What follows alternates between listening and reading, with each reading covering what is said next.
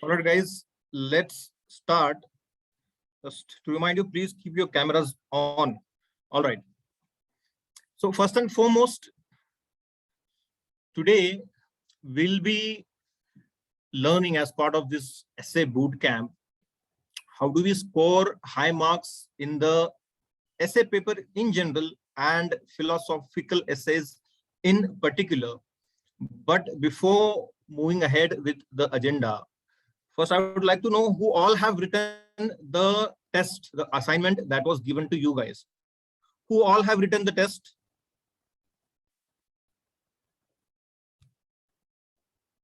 You can switch on your mic or you can raise your hand. Yes, sir.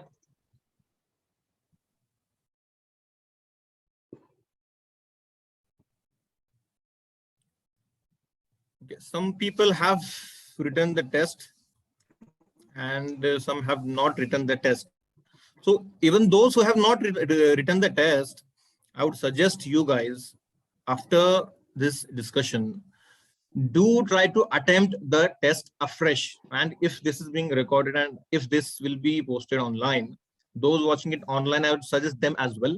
First, attempt the test and go ahead with the video later on. Fine. Sharing the screen with you guys.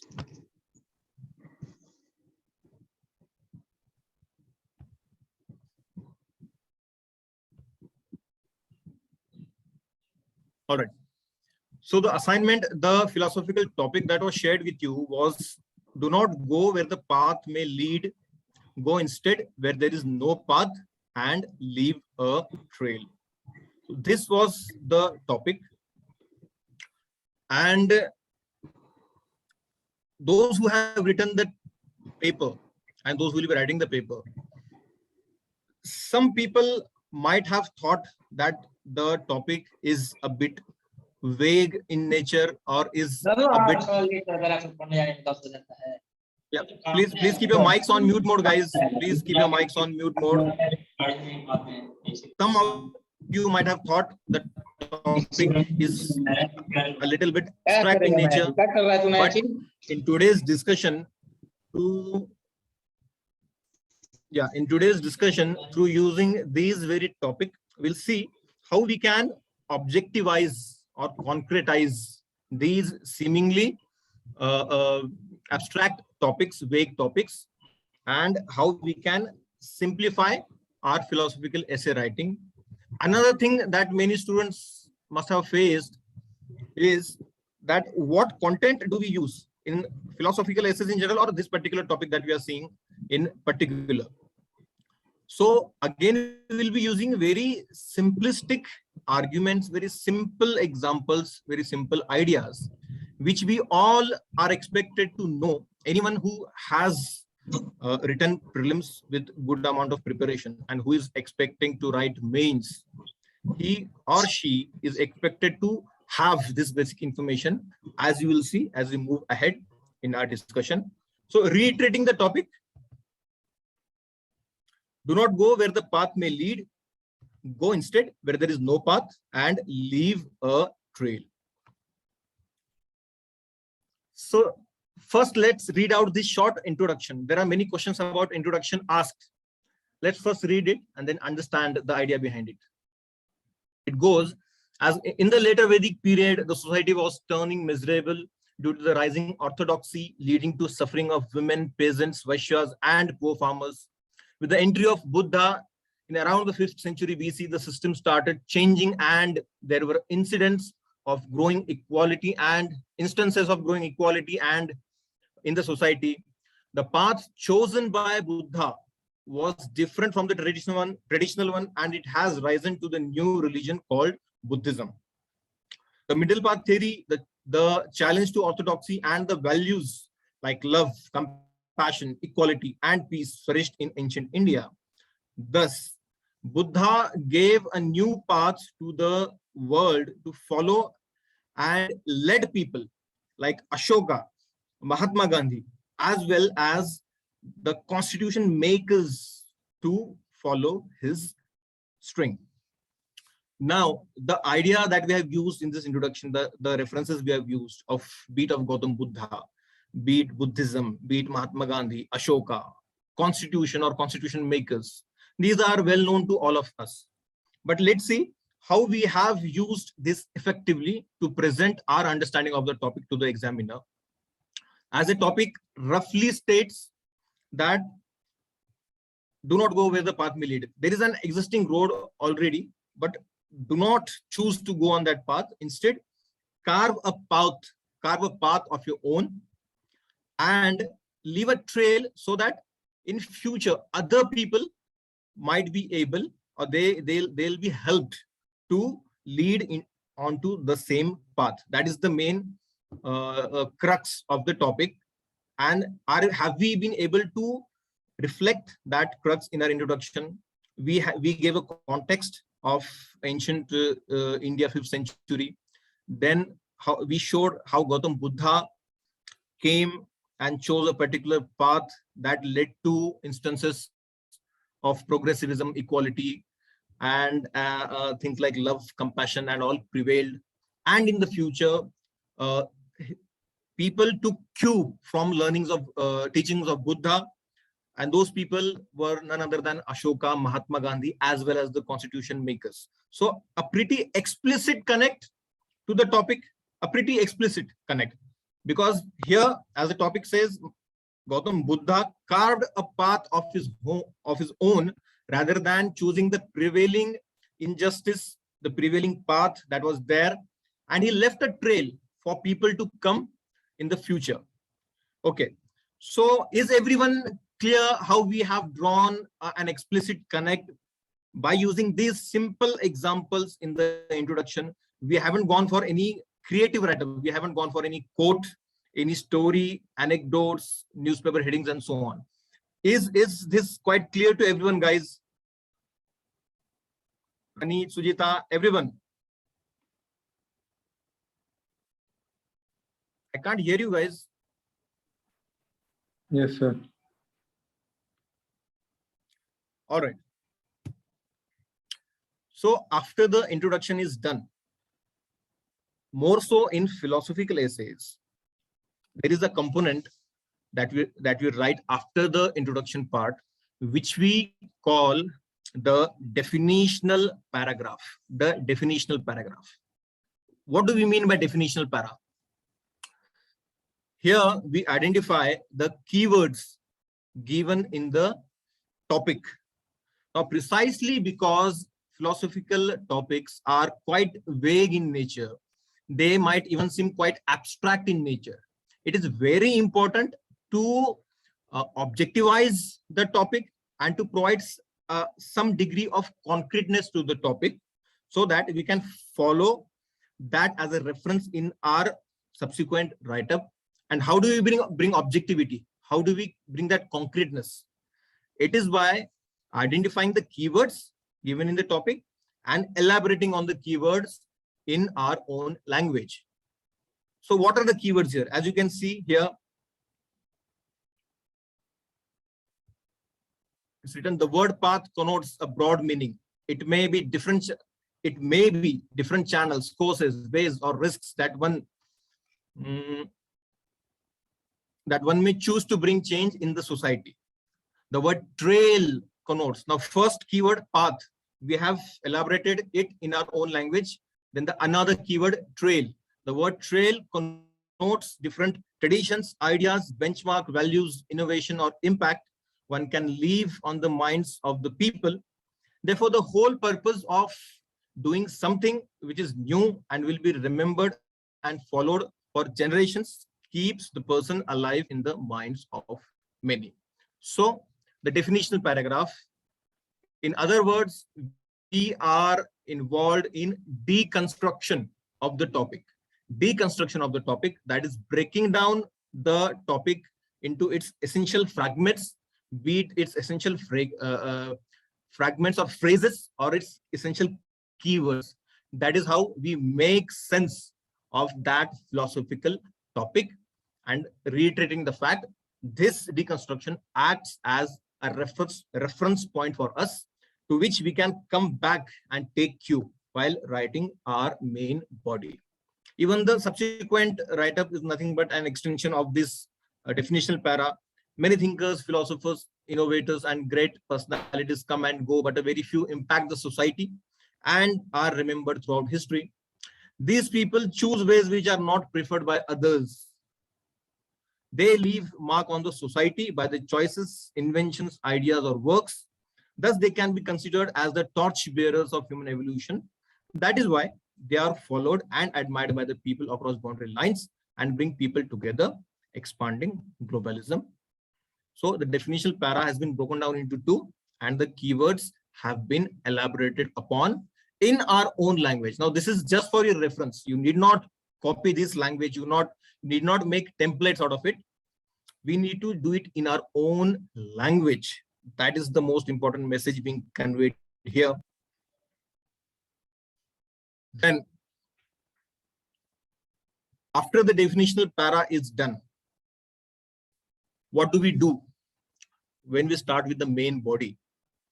A basic structural component of essays in general and philosophical essays in particular that we have developed is your paragraph needs to be framed in a 3-step format. What are those 3 steps? Those 3 steps are argument, substantiation, and inference. That means you need to have a strong, a solid argument in keeping line with the topic. Then you need to substantiate that argument. You need to prove your argument by using various means like good examples, any case study, facts, figures.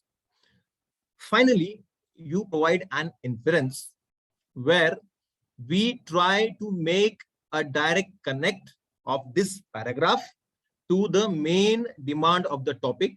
Let's take example of this para and understand how this is done. This 3-step format: argument, substantiation, and inference. The paragraph says, there are many personalities who have done great to mankind and reformed the world. A simple argument has been presented. The substantiation part, for instance, the Wright brothers who created the world's first flying object, the aeroplane, in 1904. The brothers put all their efforts, even after unsuccessful or even after failures for 5 years, to create one of the most magnificent innovations of mankind.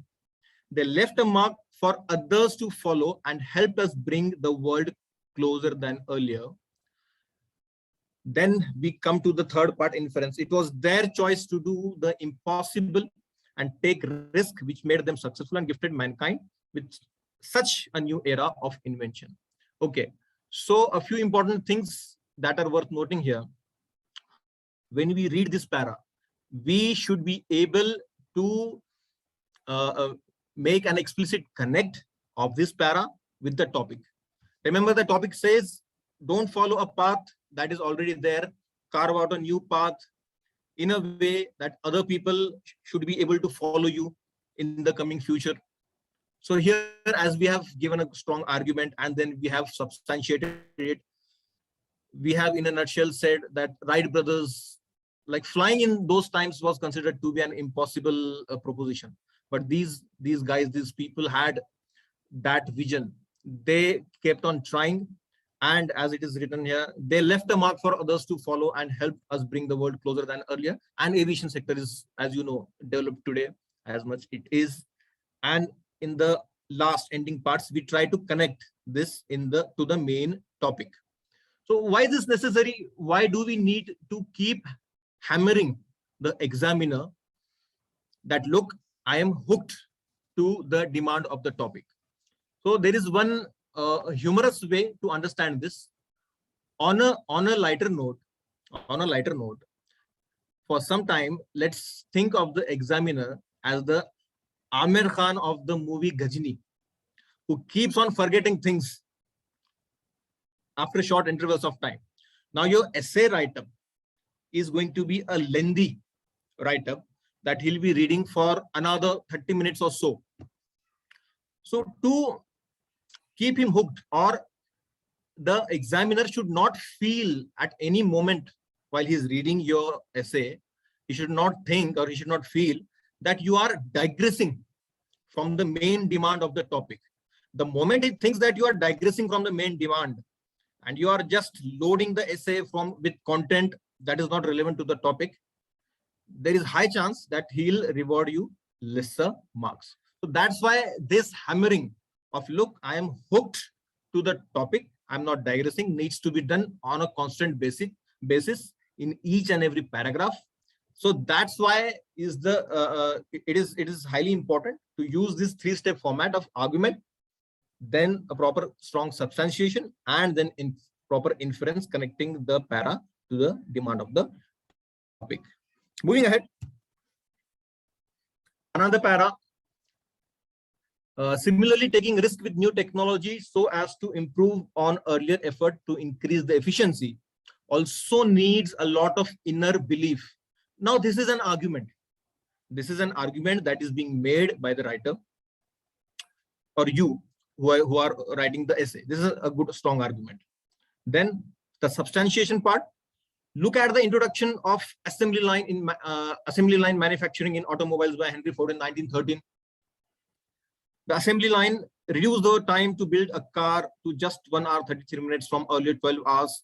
This brought a humongous revolution, improvising quality as well as increasing the quantity of car manufacturing. Substantiation part, we have tried to prove a point, the main argument that we made in the beginning of the paragraph. The choice to introduce assembly line used in the slaughterhouses originally to build cars was unimaginable at that time. But today, the world over, it is a norm. So the way it's written, at that point of time, it was unimaginable. So Henry Ford carved his own path, which is quite evident from what is being written in the substantiation part, and how it has revolutionized industrial process in the coming years. So we have made a pretty direct connect with the topic. Again, the examiner doesn't have a reason to think, okay, the student is drifting from the main demand, and we are consciously trying to link it to the topic through our inference. Another thing that we must note here, when we talk about coherence, when we talk about having order in our essay, we need to maintain chronology. You remember we started with reference to Gautam Buddha. Now that was ancient period. Here we have given reference to 20th century, 1913. So ancient period, then world history, 20th century, then we'll be coming later to the contemporary context. Taking a contrary example, if we write a paragraph on a contemporary context, then we go back to ancient context, then again we give reference to some contemporary idea. Then again we go back to the medieval context and write something related to the Mughals or something. That simply doesn't make sense. That is very incoherent. That hinders our flow, and that adds to the cognitive load of the examiner as well. Our write-up to be fluid need to follow that chronology, as we have seen in the past 3 paras that we have done. Okay, that's about chronology and maintaining fluidity. Next, the next paragraph, the next argument says, likewise, even the philosophies and thoughts are sometimes new and unthinkable with respect to time and space, but they do wonders even after many years. Okay, and a good argument here. Then we move ahead to prove a point. The great example of this is Mahatma Gandhi. Now let's halt here for a moment. Many students do it this way. They start with the example of Mahatma Gandhi. Like Mahatma Gandhi did this and that. Nehru responded in this way. And this is how the independence struggle was led. So essentially, if we look at it prima facie, it won't look problematic. But looking it as part of a systematic write-up, as part of your essay, writing para after paragraph, writing examples after examples doesn't convey your own thought process. And let's keep this in mind. Essay is all about our own thought process. How do we look at the topic? What is our own argument about that topic? And what are the perspectives that we present about that particular topic. So this aspect of argument setting is really important. Simply writing examples after examples doesn't help in any way.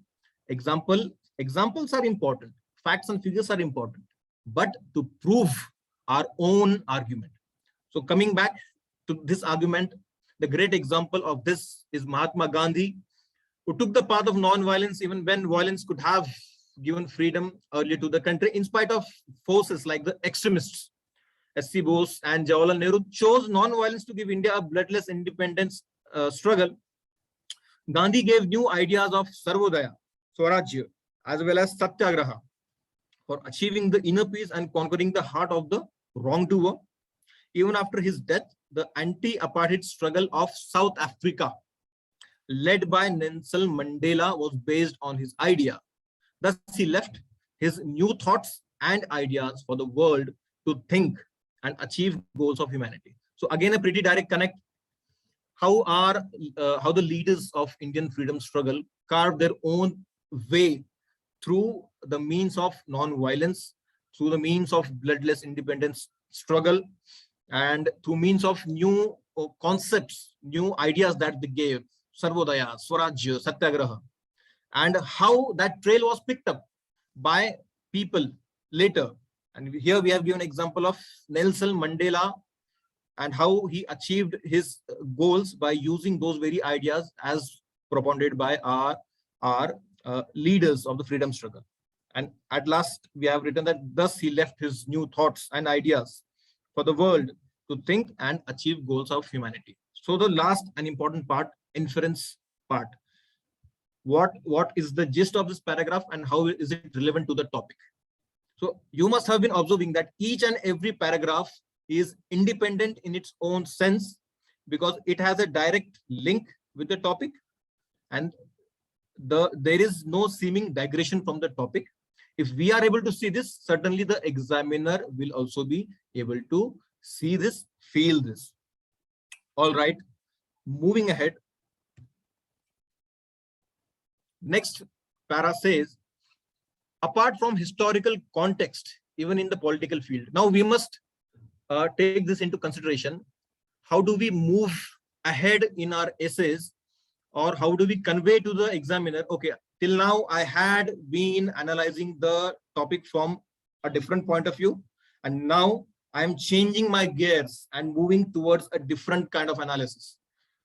So as we have written here, apart from the historical context, that itself conveys that till now we were more inclined towards analysis of the historical context, be it international history, be it Indian ancient history, be it Indian modern history.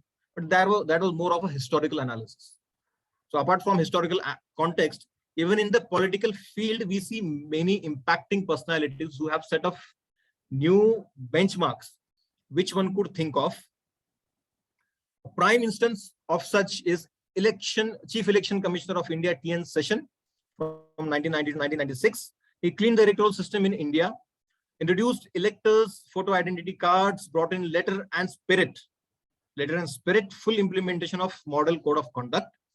The areas which no one ever tried to touch upon were reformed by him.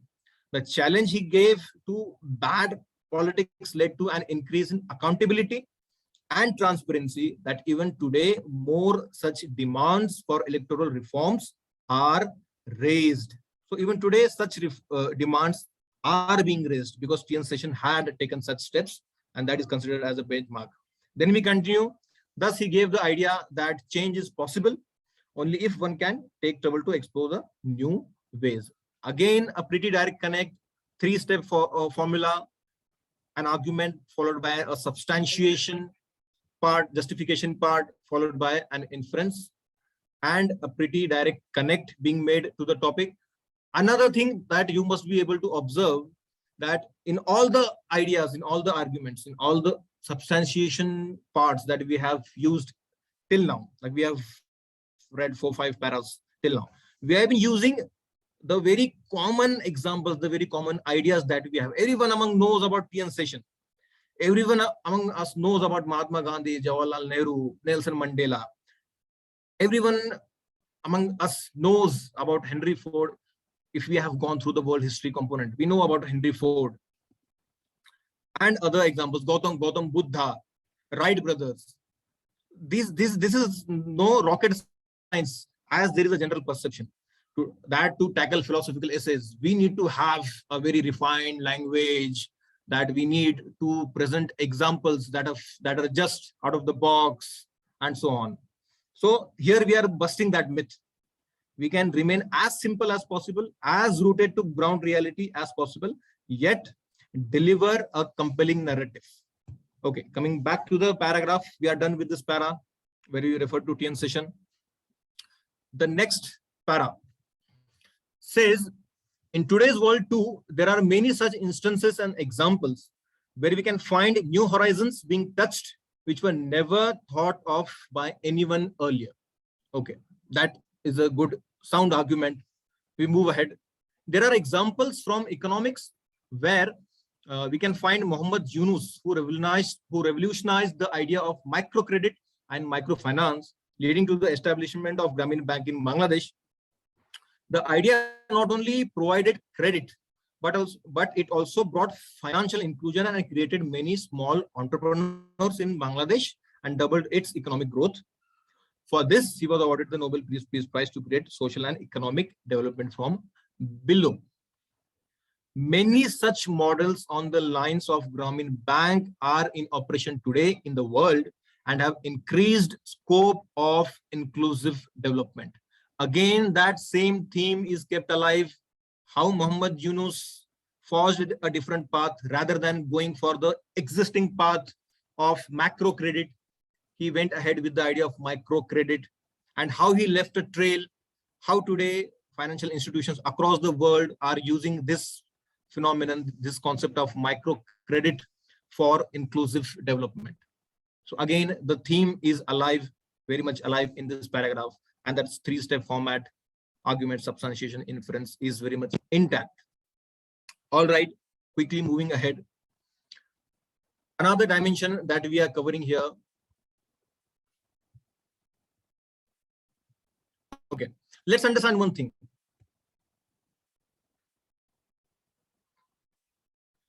Nobel Peace Prize. Okay, there is one more dimension that was left. This one says the speed of environmental disasters and the worry of climate change has also led to many new courses taken around the world. All right.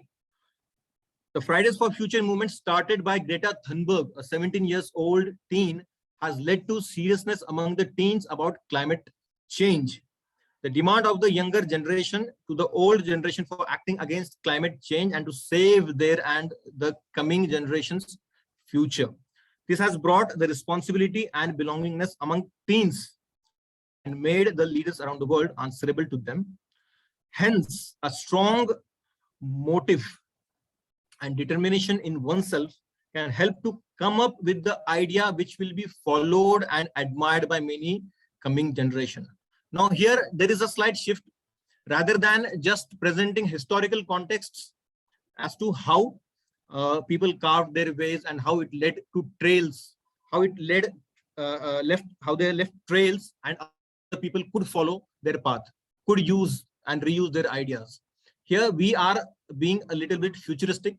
We are using the reference of Greta Thunberg and the way it has been impacting the environmental movement, how it has been roping in teenagers, and how in the coming future it might, by leaving a trail, it might unite teenagers or civil society in general, so as to further the cause of environmental sustainability. So here we are being a little bit futuristic.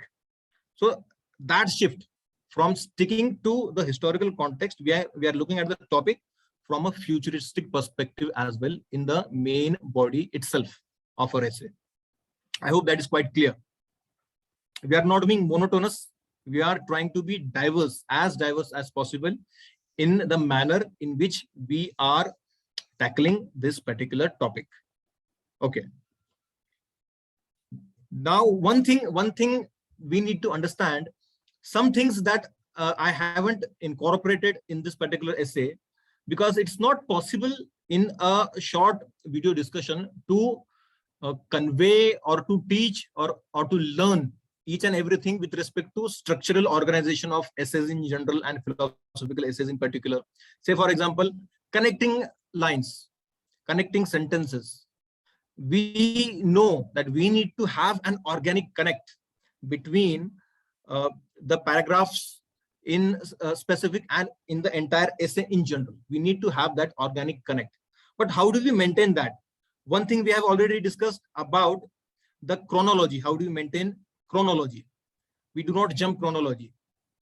Another thing, I'll give you an example. Now, this para that we have discussed is about the Grameen Bank. So this is something about the economical domain that we have discussed. Then we have discussed a theme, a dimension from the environmental domain.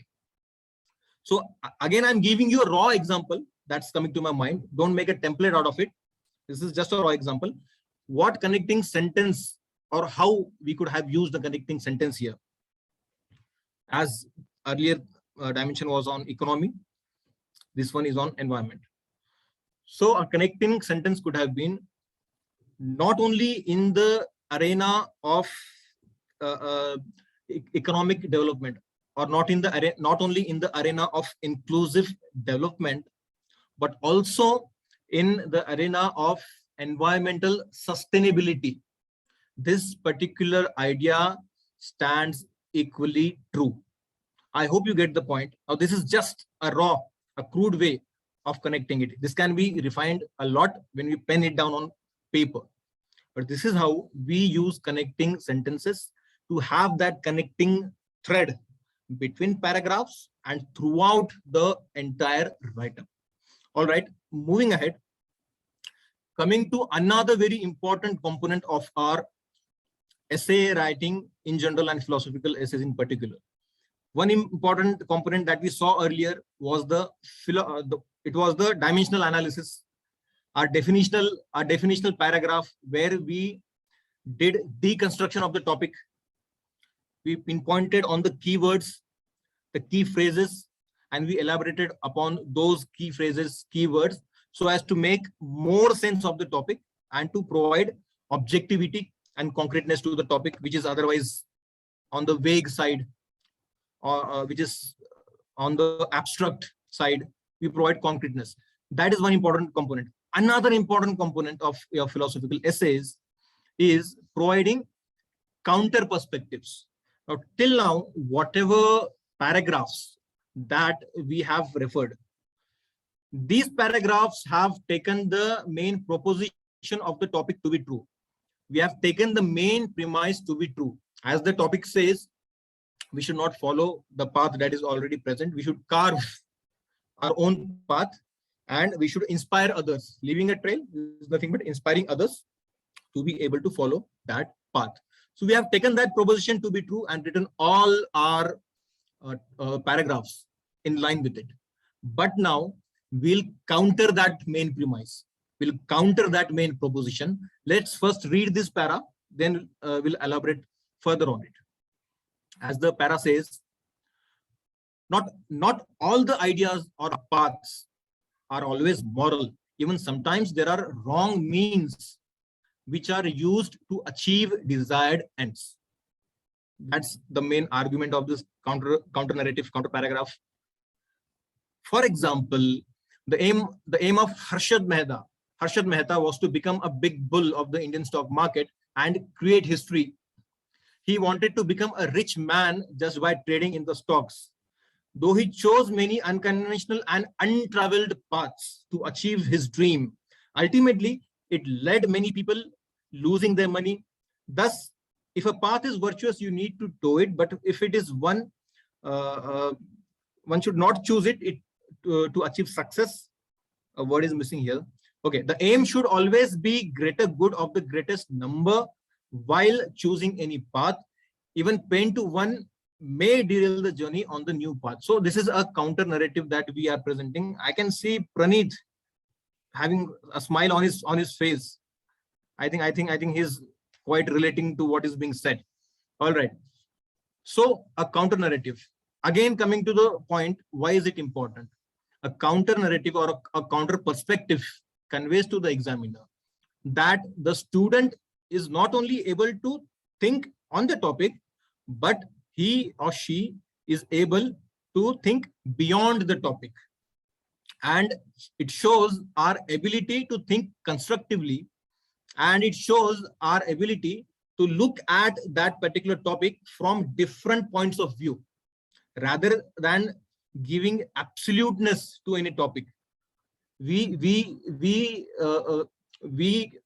respect the subjectivism of the topic and portray that, okay, what is said in the topic, it's correct. We have been proving it through all our paragraphs, through portraying many dimensions, but it's not completely true. So and so counter happenings are also equally plausible. So this is a very important component that helps you to impress the examiner and helps you fetch higher marks. It really helps you fetch higher marks in your philosophical essay. Then finally, the last paragraph here says, therefore, the purpose of life should be to bring change in the norm by various means, be it political, technological, social, economic, environmental, etc. But the aim should be to reform. The new journeys or new pathways are tough in the beginning because they are not traveled by anyone, but with loads of determination and greater good, the paths become normal. Only when the paths chosen fulfill some of the purpose for which it was chosen, it becomes a new landmark and a trail for others to follow. Hence, always the beginning is tough, but the end is where the success lies and the purpose of life is fulfilled. So was the path chosen by Buddha, which gave new purpose and perception to life of human beings. So few things that can be noticed here is, one, we have tried to summarize our essay, all the major ideas that we have used in this particular essay. Especially we have gone for sectoral analysis. The political, economic, social, international, historical context have been analyzed in this particular paper. Although in philosophical essays, there is scope for other approaches as well. But here we have used the sectoral approach, and that's what we have condensed in this summary of ours. And summarizing the entire topic, we have reinforced the reference to Gautam Buddha. Remember, we started our introduction with reference to Gautam Buddha, and again in the end we have tried to smoothly integrate it with the conclusion. So almost a circular approach has been followed with an aim to project to the examiner that the entire write-up is an organic whole, is a connected whole, and it has that fluidity. Not necessary that you can conclude your essay in different manners. You can also conclude it with a question mark. You can raise a question. There are many ways, but here we have used simple means in the entire essay. Simple means, simple ideas, simple examples, so as to make it more and more comprehensible to you guys. The other nuances and intricacies of essay writing, this will be taking up as part of the personal mentorship, because these things need more and meticulous discussions, meticulous effort. All that can be discussed through this kind of format, through a Zoom meeting. That effort has been done here. Okay, so the topic, the question that was posted, we have discussed it. We have taken example of an essay and shown how various facets of the essay need to be incorporated, be it the structural component, the 3-step format, be it maintaining organic connect in the paragraph, how we can keep fluidity in the paragraph, how we need to follow chronology in our essay, how we need to incorporate counter perspectives in our essay, and so on. We have touched all these important components of our philosophical essay write-up. So with what we have already discussed, if you guys have any questions, you are free to post those questions in the comment section. You can post those questions in the comment sections. Quickly, we'll take your questions and try to end this video. Some questions are here. Okay, a student is saying, I think there is a flight of panic the moment we see a topic. He says that there is a flight of panic. So what he's trying to say, that the topics are so intimidating that it leads to panicking in the exam hall. So we have already discussed this thing, that how we make those topics less intimidating, and how do we, speaking in a colloquial language, how do we tame those topics. We have used the component of definitional paras, where we have deconstructed the topic.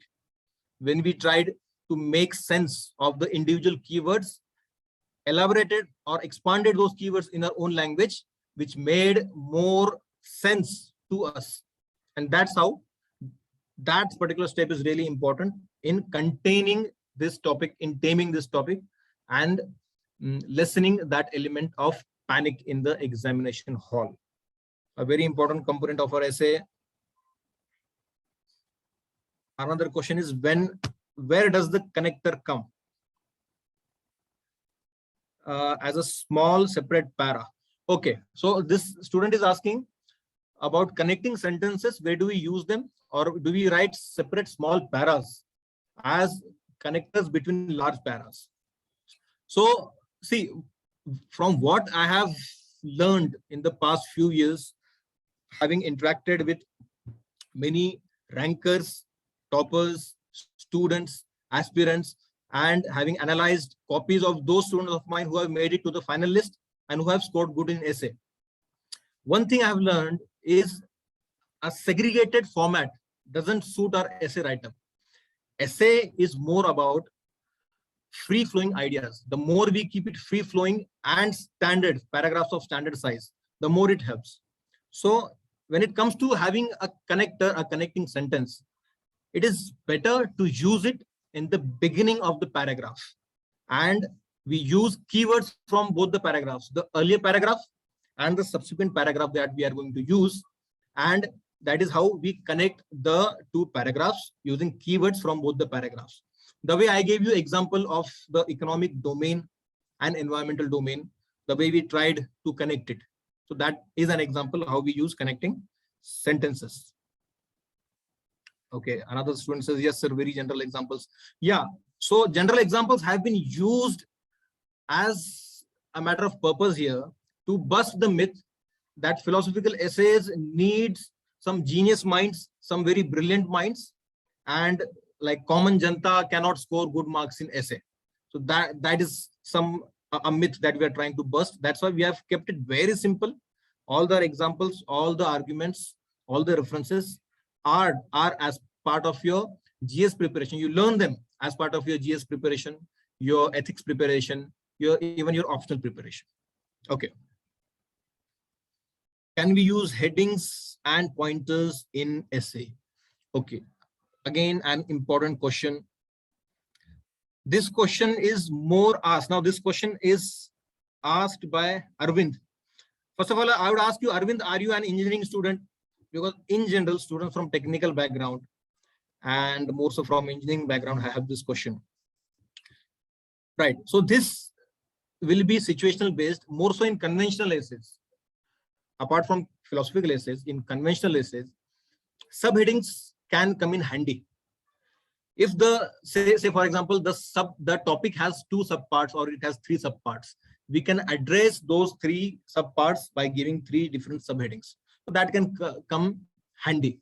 But when it comes to philosophical essays, it is highly advised. It is highly advised that we avoid use of subheadings and pointers. The more fluid, the more free-flowing we keep it, the better. Our philosophical essays should look like free-flowing interplay of ideas. So that's why avoiding use of subheadings and pointers in philosophical essays. Sir, using complicated English will fetch marks. Okay, the student is asking, Sujita is asking, should we use complicated English? Should we, or in other words, again, as many students ask, should we use flowery language? Should we use heavy vocabulary? And more so, this is a question from students from non-English backgrounds. So a simple question, a simple response of mine would be, अगर flowery language के पीछे बहुत ज्यादा भागोगे तो हाथ में सिर्फ कांटे ही आएंगे. Because reiterating my point, the examiner is interested in learning your thought process, your perspective, your point of view, that how do you look at that topic, how constructive you are in looking at that topic, how multidimensional you are when you look at that topic. What is your thought process? Just by loading your paras, your main body with heavy words of English or flowery words, flowery language won't impress him.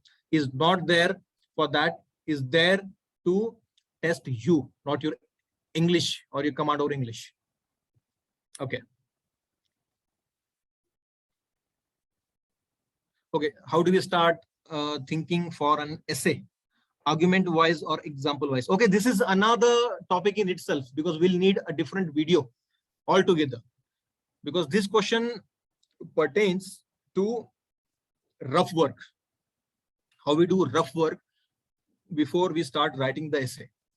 So I don't think there can be a quick answer to this. Another video or another meeting will have to be done for this, and in that I can explain to you in detail how do we need to come up with ideas, with examples, with arguments, with counter perspectives, and so on, while you do your rough work. And when you start writing, the moment you touch your pen to the paper, it's just execution of that rough work. So that aspect we won't be able to discuss in a short span of time. Sir, please talk about headlines. Can we include them? Certainly, we can use newspaper headings. We can certainly use newspaper headings. Any sensational news heading, or any paradoxical news heading, or any news heading that shows irony, are examples of something that catches the imagination of the examiner. And these are various means to hook the examiner's imagination. So yes, we can use newspaper headings, but let's not forget that we need not do it as just a patchwork. Be it news headings, be it quotes, be it story, anecdotes, anything. We need not use it as patchwork. It should serve some purpose. Say, for example, we are referring a quote of Mahatma Gandhi, or we are referring some newspaper heading from the Hindu or Indian Express. It should not appear that the student has written the quote, or the student has written an anecdote, or the student has written a newspaper heading, and then he or she has started writing something else completely different, having no connect with that news heading or quote, and no connect with the topic. So that is patchwork. Rather than impressing the examiner, we end up irritating the examiner, because it adds to the cognitive load of the examiner. The examiner should not have to put in effort to understand, okay, this quote or this news heading, this story has this meaning in this context. That should be very self-explanatory, and that burden lies on us. So yes, we can use it, but it should serve a purpose. It should simplify and reduce the cognitive load of the examiner. Okay. So what exactly should we be doing in the first 10-15 minutes? So, but naturally, it is rough work that we'll be doing initially. You have 1.5 hours for each essay. Roughly 15 to 20 minutes, in some cases even 25 minutes can be given to rough work. Here, it's really important to understand that writing the essay won't take a lot of your time. Let's compare your GS paper and your essay paper. How many words you need to write in the GS paper, and how many words you need to write in your essay paper? Each essay you have to write in 1000 to 1200 words. So roughly anywhere between 2000 to 2400 words you will be writing. But in GS, that number is greater. So time as such will not be a great issue when it comes to completing your essay. Once that planning or once that structuring aspect is complete as part of your rough work, when we start writing, it's just implementation of what we have already planned. So yes, initial 15, 20, even 25 minutes we can devote to rough work. Do we need to mention suggestions for philosophical essay? Okay, what do you mean by suggestions? I think the student is referring to either of the two things. One is suggestions or ideas of some philosophers, or suggestions of few committees like we do in ethics, ARC, second ARC and all. So this is again an important question if the student is asking with respect to suggestions of committees. A common trait, a common habit that has been witnessed in many philosophical essays is that we tend to convert the essay into an enlarged version of ethics answer. Enlarged version of ethics answer. What you are writing in 150 words, 200 words, the same thing you are just writing in 1000, 1200 words. Philosophical essay is not ethics paper. So you might mention some facets that you have learned in the ethics paper, or you might make a reference to suggestion of some committee, but it should fit the context. It's not that you are just pouring in your learning from the ethics paper, your understanding of justice, equality, all other things that you have learned, all theories you have learned, all suggestions that you have learned as part of your ethics paper. Whatever you write in your ethics paper need to resonate with the topic. If you have been part of this meeting from the beginning, in each and every paragraph, we have tried to maintain that organic connect between that para and the topic, so that the examiner doesn't feel that we are digressing from the topic. We are not giving him reason to think that we are digressing and a reason to award lesser marks to us. So the question is, the answer to this question is, we can use references here and there, but that's it. No overdoing of your ethics gyan in philosophical essays. This much of international example, which without much Indian context can be okay to write. Okay, now again, this is an interesting question. If the topic demands so, and if you are able to give justice to the topic just by referring to international context, well and good. It is not compulsory that you write that you have to compulsorily write on Indian context, but it is always better. It is always better to draw parallels, either draw parallels between Indian context and international context, or at least give some references to Indian context, because we need to show our understanding of the societal setup that we live in. Giving international context is good. Providing justice to the topic through international context is good. But we can't completely divorce ourselves from the societal setup, and the examiner is more keen on knowing your perspective on the topic from Indian point of view. So it's better to maintain a judicious balance. If you have that impulse, to bring in international context, well and good, but by having a judicious combination. Sir, what if during exam we are unable to recall or remember such a good examples as you have discussed how to deal with it? Guys, really, do you think my examples were something out of the box? Those examples were something that only a genius mind can think. Reference to Gandhi, reference to Nelson Mandela, reference to Greta Thunberg, all the references. These are something we read in each and every day's newspapers, or we have read this as part of our NCRTs, as part of our general GS preparation. This is no rocket science. So but the way we have crafted it, let's not forget this differentiation between content and crafting. crafting is the more dominant part of our essay. Even if the content is average, the way we craft it, the way we have tried to craft it in this particular essay, that conveys a strong narrative to the examiner. And even those average examples, even those that average content can give or project a compelling narrative. So no hi-fi examples needed. Basic GS knowledge, basic GS Gyan is more than sufficient, guys. Do we need to discuss what qualities enable people to choose different paths? How to ensure people choose different paths, but in the right way? Okay, so this is more about having a counter perspective. So this is good that Sachin is asking this question. This shows that he is thinking on different lines from what the topic has said. It's up to you.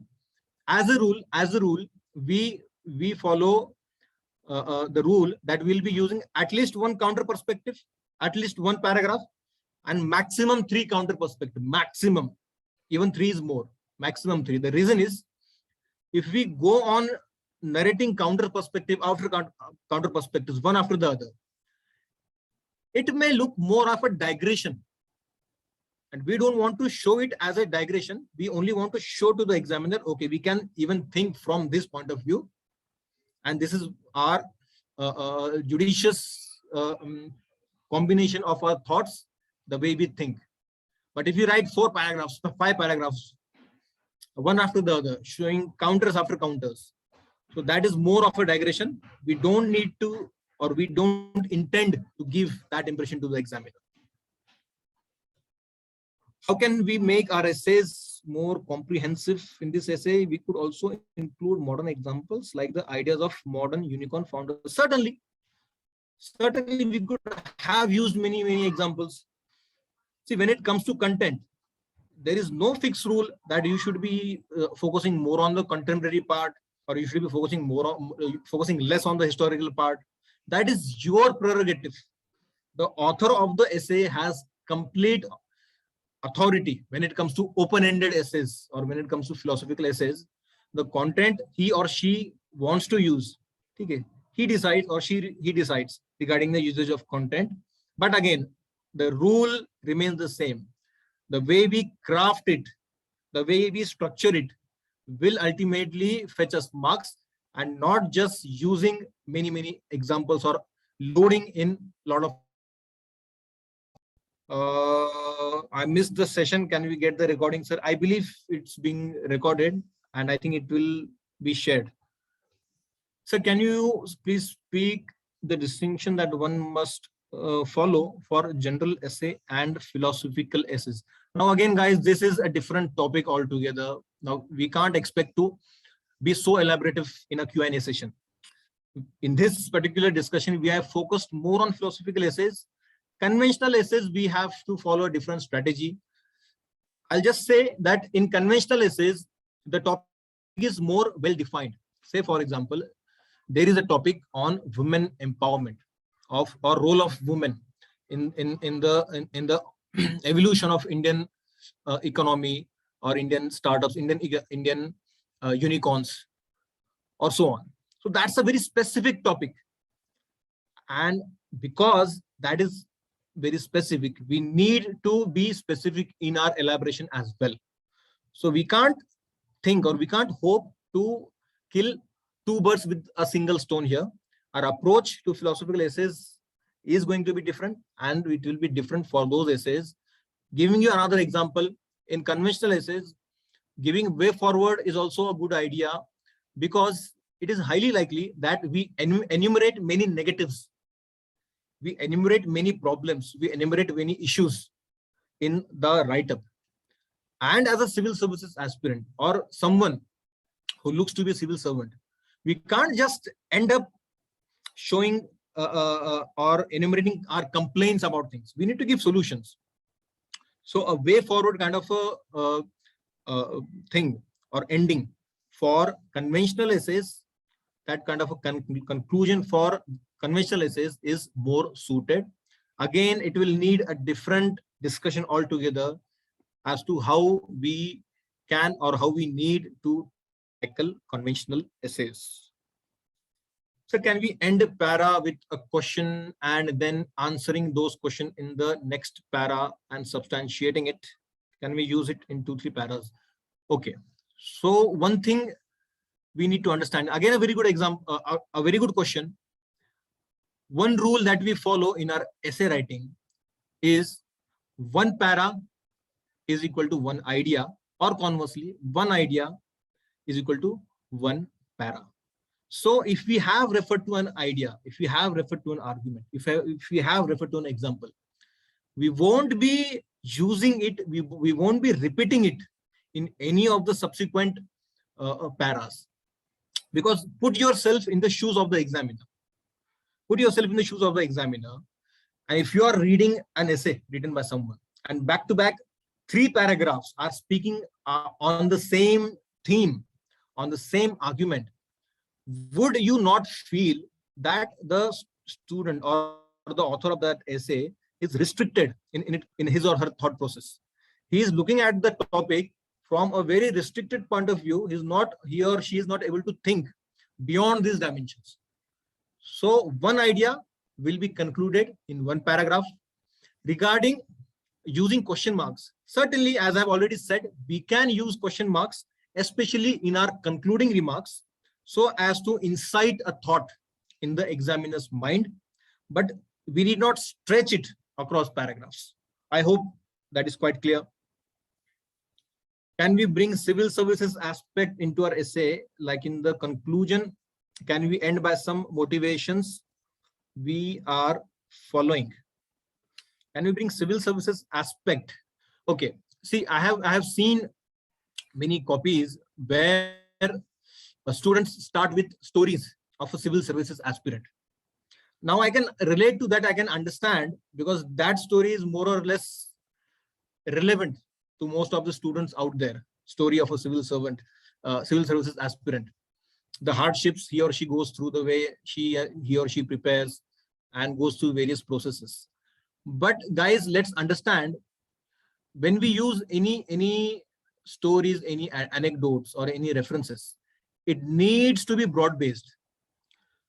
Giving you 2 contrasting examples, there is a reference to a civil services aspirant, or there is a reference to some Ram or Shyam living in a village and doing so and so things. That is one. Another reference, another contrasting examples. We are referring to the village of Anna Hazare in Maharashtra and how he brought about changes in that village. Which one of the references the examiner is more likely to relate? Now, the reference of Anna Hazare and the changes he brought in that particular village, that is quite well known. That is a case study, in fact, and that we have also read as part of our NCRTs. That's given in the NCRT. But if we take this example of some Ram or Shyam doing so and so things in this particular village and then evolving, or some civil services aspirant doing so and so and then evolving, here things are not quite self-explanatory. Here we'll have to put in more effort to explain it to the examiner. And if we are not able to explain it properly the way we are thinking, and if the examiner is not able to connect to our thought process, then that has a negative impact. And if this mistake is committed in the very beginning, in the very introduction of the essay, then that is something we don't want. So coming to the main point, having examples, anecdotes, stories, we need to keep it more broad-based, to which the examiner is more likely to relate to. Okay, I hope that is quite clear. Okay, I had asked this question to Arvind, are you from engineering background? When he had asked, can we use subheadings? So he's saying, yes, I'm from engineering. Fine. Sir, is there any reference material, or would you suggest some small book on how to structure the essay? The way you elaborated in the session is wonderful. Can I get such elaboration comprehensively in a book? Is there a possibility? No, for that you will have to join my personal mentorship. Okay, this is on a lighter note. This is on a lighter note. But as we have followed in our entire explanation or in our entire model essay, we haven't gone for any references or examples for which we need to compile data or compile examples or make any compilation whatsoever. Whatever is basic GS Gyan that we have just used that. So no need to have any small book or big book. No need to have any book whatsoever. And when it comes to structuring, let's understand this thing. Crafting of essay and structuring of essay is a skill. Let's make this difference between memorizing data, memorizing content, and learning a skill. Learning a skill requires some time and it requires guidance. So you won't be able to just learn these skills of structuring essay by reading a book or by reading a PDF. You need to do it practically. And that's what we are aiming to do as part of this essay program. I hope that question has been answered. All right. So can we underline examples and important names and quotes in the essay? Certainly you can underline important keywords. See, one important mantra that I have been repeating again and again is the more we can reduce the cognitive load of the examiner. The more we reduce the cognitive load of the examiner, the more pleased he will be. And how do we reduce the cognitive load? If we underline important keywords. So that way we are highlighting the important keywords and we are giving a signal to the examiner that, look, these are the important points that I want you to read. And this is my thought process that I'm trying to convey to you. Similarly, we reduce the cognitive load of the examiner by using some relatable case studies, relatable examples, and so on.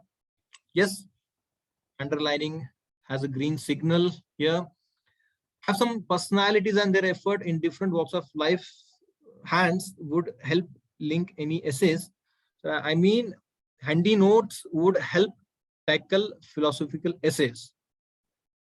So what I get from this question is that student is asking that can we have some short notes where we have some points noted about some great personalities and their efforts that they have done. All right. See, this is more or less similar to the activity that you do in your ethics paper. This is a subbit in your ethics paper, and you can very well use those short notes as a reference for your essay paper. Again, reiterating my point, you don't have the need to make separate notes for essay paper whatsoever.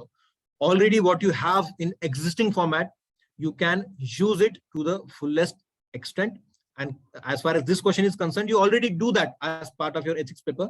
So no separate effort is needed. Can you highlight what exactly should we be doing in the first para? Just introduce an idea with which we can end it to. I think we have discussed this all along the essay. How we present an argument, then how we prove that argument, then how we provide an inference that tries to make an explicit connect with the title of the essay. We have discussed this quite a lot already. Or if your question is something different, you can rephrase your question, please. I have some same doubt as above. So briefly, can you tell us about your personal mentorship? Okay, see, personal mentorship is nothing but a post-test mentorship thing where the way we have written this philosophical essay, this test, we will have FLTs. Before that, you will have an introductory video as to what are the bare essentials that you need to follow. And after taking cue from that introductory video, you will be writing your first FLT. Then we'll be discussing your performance on the mentorship call after your copy is evaluated. And similarly, after every FLT, when it's evaluated, we'll be focusing on your individual strengths, your individual weaknesses, and other intricacies and nuances. Let's understand whatever we have discussed in this particular meeting. These are the broad aspects.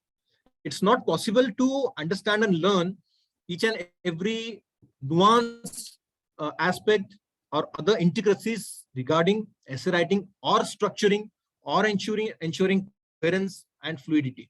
This will have to be done in a practical way. You write an essay, you commit mistakes, then we interact, we point out those mistakes, and we try to avoid those in our subsequent write-ups.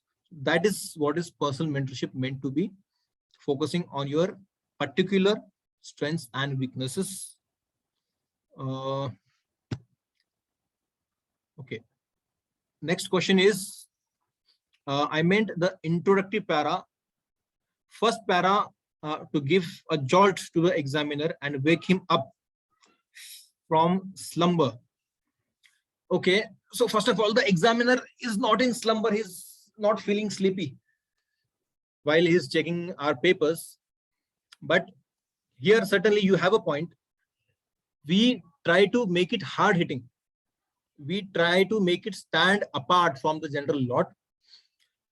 Because there is this old saying, first impression is the best impression. So that's why we try to capture the imagination of the examiner. We try to hook his or her imagination in the introduction itself. So what is your question exactly here? I meant the introductory para. Certainly we need to keep it that hard hitting. I quite didn't get the question in its entirety here. In the conclusion of my essay, I have ended with the civil services aspect in a broader view relating to the topic's heading. Is it okay? Certainly, if it is a broad basement, doesn't matter you are referring to civil service, or doesn't matter you are referring to something else, you are referring to Indian Army perspective of the military services, it doesn't matter. If it's broad based and if it is summing up, if you are summarizing, now let's take this example, you are summarizing your essay. It must be doing justice to your entire write-up. In your summary or in your conclusion, we are not expected to introduce something new. We are strongly advised against introducing something new. If that has been part of your write-up, there is nothing wrong in speaking about civil services aspect or any other aspect for that matter. Fine. Will we be able to interact with you in UAP? I am a UPS 23 student. Will there be possibility of both of us interacting? No. The answer is no.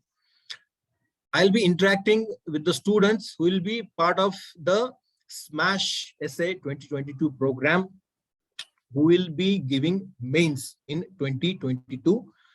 Regarding mentorship of UAP students, it will be carried out by the individual mentors to whom you are assigned. The next question is, sir, what exactly should the first paragraph of the essay be intended? That is what I am meant to ask. What exactly should the first paragraph of the essay be intended to? Okay. A very basic thing to understand here. When we start reading a lengthy write-up, introduction part, in this case, we need to convey to the examiner in no uncertain terms that I have understood the topic. And taking example from the paragraph that we have used, the introduction that we have used of Gautam Buddha, the way the topic talked about not following the already pre-existing path, carving our own path and inspiring others. We tried to reinforce that particular proposition in our introduction. So at the very outset, in the very beginning, we need to convey to the examiner, this is my understanding, and this I am conveying through use of a creative means. Use of creative means, that is use of some story, some quote, some example, some anecdote, some newspaper heading, and so on. But these creative means are in fact means to convey to the examiner that I have understood the demand and this is what I have understood. Hope that clears your doubt. Okay, so I hope the questions are over. If anyone has any question, please quickly ask it, or we can assume that the questions are over and we can end the meeting. 30 seconds, guys. All right. Fine. So I hope the questions are over. I hope the session has been quite insightful to you guys. And those part of the Smash essay programs, I'll be further interacting with you as part of the personal mentorship. And those who have joined late and those who couldn't join, they will be able to watch it on YouTube. This will be posted on YouTube. So that was all, guys. So let's end it here. It was a great session. Goodbye.